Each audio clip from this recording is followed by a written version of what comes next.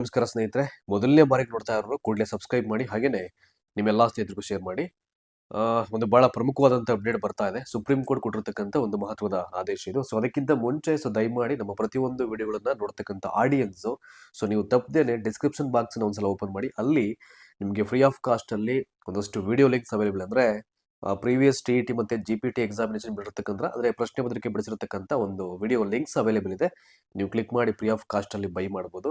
And at the same time ಒಂದಷ್ಟು ಎಕ್ಸಾಮ್ಗೆ ಪೂರಕವಾದಂತ Telegram links ಇದೆ, ವಾಟ್ಸ್ಆಪ್ ಲಿಂಕ್ಸ್ ಇದೆ. ನೀವು ಕ್ಲಿಕ್ ಮಾಡಿ ಎಲ್ಲೂ ಕೂಡ ಜಾಯಿನ್ ಆಗಿ ಅಪ್ಡೇಟ್ಸ್ ಅನ್ನ ಎವ್ರಿ ಡೇ ಪಡ್ಕೊಳ್ಳಿಕ್ಕೆ ಅವಕಾಶ ಇದೆ. ಸೊ ಹಾಗೇನೆ ಒಂದಷ್ಟು ರೆಫರೆನ್ಸ್ ಬುಕ್ಸ್ ಲಿಂಕ್ಸ್ ಕೂಡ ನಾವು ಕೊಟ್ಟಿದೀವಿ. ಅಲ್ಲಿ ನಿಮ್ಗೆ ಯಾವ್ದು ಸೂಕ್ತ ಅಂತ ಅನ್ಸುತ್ತೆ ಆ ಬುಕ್ಸ್ ನೋಡ್ಕೊಂಡು ನಿಮ್ಗೆ ಬೈ ಮಾಡ್ಲಿಕ್ಕೆ ಅವಕಾಶ ಇದೆ.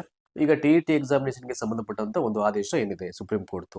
So let's see. ಈಗ ನೋಡಿ, ಇಲ್ಲಿಂದ ಫಸ್ಟ್ ಹೆಡಿಂಗ್ ಇಂದ ಸ್ಟಾರ್ಟ್ ಮಾಡೋಣ. ಈಗ ಶಿಕ್ಷಕರಿಗೆ ಬಡ್ತಿ ಬೇಕು ಅಂತ ಅನ್ಸಿದ್ರೆ TET ಎಕ್ಸಾಮ್ ಅನ್ನ ಪಾಸ್ ಆಗಿರ್ಲೇಬೇಕು ಅಂತಕ್ಕಂಥ ನಿಯಮವನ್ನ ಅಥವಾ ಸುಪ್ರೀಂ ಕೋರ್ಟ್ ಇಲ್ಲಿ ತನ್ನ ಆದೇಶವನ್ನ ಇಲ್ಲಿ ಮಾಡಿರುವಂತದ್ದು. ಸೊ ಯಾವ ಟೀಚರ್ಸ್ಗೆ TET ಎಕ್ಸಾಮ್ ಪಾಸ್ ಮಾಡಲೇಬೇಕು ಅಂತಕ್ಕಂಥ ನಿಯಮ ಇದೆ. ಇನ್ ಕೇಸ್ ಅವರು ಪ್ರಮೋಷನ್ಸ್ ಬೇಕು ಅಂದ್ರೆ ದಟ್ ಈಸ್ ವೆರಿ ಇಂಪಾರ್ಟೆಂಟ್. ಸಂಬಂಧಪಟ್ಟಂತ ಎಲ್ಲಾ ಪೂರಕ ಮಾಹಿತಿಗಳು ಇಲ್ಲಿದೆ. ಇಲ್ಲಿ ಸೊ 2011ಕ್ಕಿಂತ ಮೊದಲು ನೇಮಕಗೊಂಡ ಶಿಕ್ಷಕರು ಬಡ್ತಿ ಬೇಕು ಅಂತ ಅನ್ಸಿದ್ರೆ ಅರ್ಥ ಮಾಡ್ಕೊಳ್ಳಿ. ಸೊ ಬಿಫೋರ್ 2011, ಸೊ ಅದಕ್ಕಿಂತ ಮುಂಚೆ ಯಾರೆಲ್ಲ ಟೀಚರ್ಸ್ ಅಪಾಯಿಂಟ್ ಆಗಿದ್ರು ಅವರು ಪ್ರಮೋಷನ್ಸ್ ಬಯಸಿದ್ರೆ ಅಂತವ್ರು ಇಲ್ಲಿ TET ಎಕ್ಸಾಮ್ ಅನ್ನ ಪಾಸ್ ಮಾಡಿರಲೇಬೇಕು ಅಂತಕ್ಕಂಥ ಒಂದು ಆದೇಶವನ್ನ ಸುಪ್ರೀಂ ಕೋರ್ಟ್ ಇಲ್ಲಿ ರವಾನೆ ಮಾಡಿರುವಂತದ್ದು. ಅಟ್ ದ ಸೇಮ್ ಟೈಮ್ ಕೇಂದ್ರ ಸರ್ಕಾರವು ಕೂಡ ಸ್ಪಷ್ಟಪಡಿಸಿದೆ ಅದು ಕಂಪಲ್ಸರಿ ಆಗ್ಬೇಕು ಅಂತ ಅಂದ್ಬಿಟ್ಟು.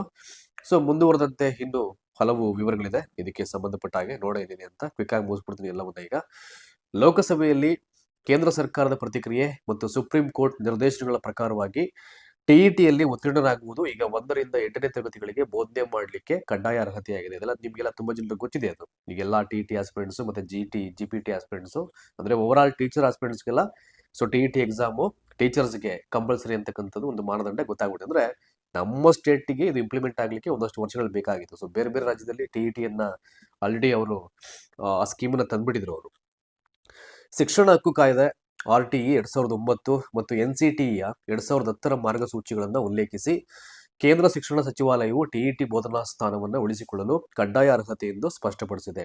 ಆಸ್ ಪರ್ 2010ರ ಒಂದು ಮಾರ್ಗಸೂಚಿ ಮತ್ತೆ 2009ರ ಶಿಕ್ಷಣ ಹಕ್ಕು ಕಾಯ್ದೆ, ಅವೆರಡು ಒಂದು ಆಕ್ಟ್ಸ್ ಅನ್ನ ಇಲ್ಲಿ ಅವರು ಆಧಾರವಾಗಿ ಇಟ್ಕೊಂಡು ಈ TET ಎಕ್ಸಾಮ್ ಅನ್ನ ಈಗ ಕಡ್ಡಾಯ ಅರ್ಹತೆ ಅಂತ ಸ್ಪಷ್ಟಪಡಿಸಿರುವಂತದ್ದು. ಈಗ ಸೊ ಒಂದು ಟೈಮ್ ಬೌಂಡಿಂಗ್ ಅನ್ನ ಕೊಟ್ಟಿದ್ದಾರೆ. ಈಗ ಸೊ ಎಷ್ಟು ವರ್ಷಗಳ ಒಳಗೆ ಈ ಎಕ್ಸಾಮ್ ಅನ್ನ ಪಾಸ್ ಮಾಡಬೇಕು ಅಂತ ನೋಡಿ. ಇಲ್ಲಿ 2 ವರ್ಷಗಳಲ್ಲಿ TETಯಲ್ಲಿ ಉತ್ತೀರ್ಣರಾಗಬೇಕು. ಸುಪ್ರೀಂ ಕೋರ್ಟ್ ಆರ್ಟಿಕಲ್ 142 ಅನ್ನ ಅನ್ವಯಿಸಿ ನಿವೃತ್ತಿಗೆ 5 ವರ್ಷಗಳಿಗಿಂತ ಹೆಚ್ಚು ಸಮಯ ಉಳಿದಿರುವ ಶಿಕ್ಷಕರು, ಅರ್ಥ ಮಾಡ್ಕೊಳ್ಳಿ, ಇನ್ನೇನು ರಿಟೈರ್ಮೆಂಟ್ ಆಗ್ಬೇಕು ಅವರು, 5 ವರ್ಷಕ್ಕಿಂತ ಹೆಚ್ಚು ಸಮಯ ಉಳಿದಿರತಕ್ಕಂತ ಶಿಕ್ಷಕರು ಮುಂದಿನ 2 ವರ್ಷಗಳಲ್ಲಿ TETಯಲ್ಲಿ ಉತ್ತೀರ್ಣರಾಗಬೇಕು ಅಂತ ಹೇಳಿದ್ದಾರೆ, ನಿರ್ದೇಶನ ಮಾಡಿರುವಂತದ್ದು.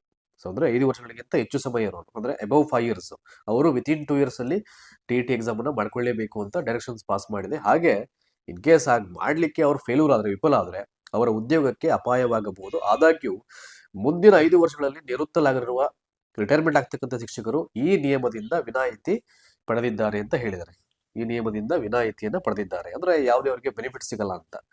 ಸೊ ನೆಕ್ಸ್ಟ್, ಬಡ್ತಿಗಳ ಬಗ್ಗೆ ಯಾವುದೇ ರಾಜಿ ಇರುವುದಿಲ್ಲ ಎಂದು ನ್ಯಾಯಾಲಯ ಸ್ಪಷ್ಟಪಡಿಸಿದೆ. ಇದನ್ನ ಕ್ಲಿಯರ್ ಕಟ್ ಆಗಿ ಮೆನ್ಷನ್ ಮಾಡ್ಬಿಡಿದೆ ಈಗ ಸುಪ್ರೀಂ ಕೋರ್ಟ್. ಸೊ ಪ್ರಮೋಷನ್ಸ್ ಅಂತ ಬಂದಾಗ ಯಾವುದೇ ಕಾಂಪ್ರಮೈಸ್ ಇಲ್ಲ ಅಂದ್ಬಿಟ್ಟು ಇಲ್ಲಿ ಸ್ಪಷ್ಟಪಡಿಸಿದೆ. ಏನು ನಾವು ಹೇಳಿದೀವಿ ಅದನ್ನ ಫಾಲೋ ಅಪ್ ಮಾಡಬೇಕು.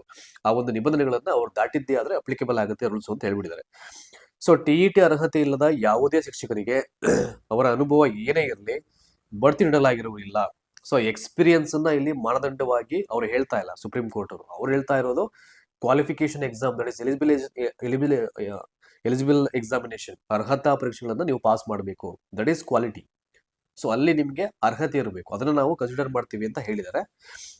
ಸೊ ಹಂಗಾಗಿ ಅನುಭವ ಏನಿದ್ರು ಕೂಡ ನಾವು ಅದನ್ನ ಬಡ್ತಿಗೆ ಪರಿಗಣಿಸಲ್ಲ, ನೀಡಲಾಗಲ್ಲ ಅಂತ ಹೇಳಿದ್ರೆ. ಕೇಂದ್ರ ಸರ್ಕಾರವು ಸುಪ್ರೀಂ ಕೋರ್ಟ್ ಆದೇಶವನ್ನ ಕಟ್ಟುನಿಟ್ಟಾಗಿ ಪಾಲಿಸುವುದಾಗಿ ಮತ್ತು 2011ಕ್ಕಿಂತ ಮೊದಲು ನೇಮಕಗೊಂಡ ಶಿಕ್ಷಕರಿಗೆ ಪ್ರತ್ಯೇಕ ರಾಷ್ಟ್ರೀಯ ನೀತಿಯನ್ನು ರಚಿಸುವುದಿಲ್ಲ ಎಂದು ಸ್ಪಷ್ಟಪಡಿಸಿದೆ. ಇದೊಂದು ಡಿಸ್ಕಷನ್ ಆಗಿತ್ತು, ಪ್ರತ್ಯೇಕವಾಗಿ ಒಂದು ಪಾಲಿಸಿ ಮಾಡಬೇಕು ಅಂತ ಅಂದ್ಬಿಟ್ಟು.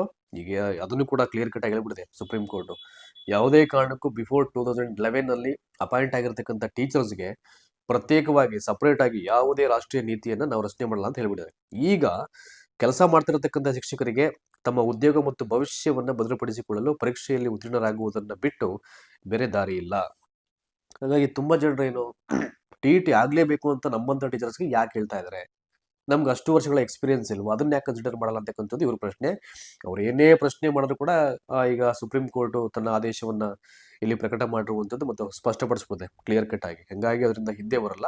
ಸೊ ನೋಡಬೇಕು ಅವರು ಅಗೇನ್ಸ್ಟ್ ಆಗಿ ಇದಕ್ಕೆ ಆದೇಶಕ್ಕೆ ಅಪೀಲ್ ಆಗ್ತಾರೋ, ನೆಕ್ಸ್ಟ್ ಏನ್ ಮಾಡ್ತಾರೋ ಅದಕ್ಕೆ ಕಾದು ನೋಡಬೇಕಾಗಿದೆ. ಸೊ ಸದ್ಯಕ್ಕೆ ಈಗೇನು ಸುಪ್ರೀಂ ಕೋರ್ಟ್ ಹೇಳಿದೆ ಅದನ್ನ ಪ್ರತಿಯೊಬ್ಬರು ಪಾಲನೆ ಮಾಡಬೇಕಾಗತ್ತೆ.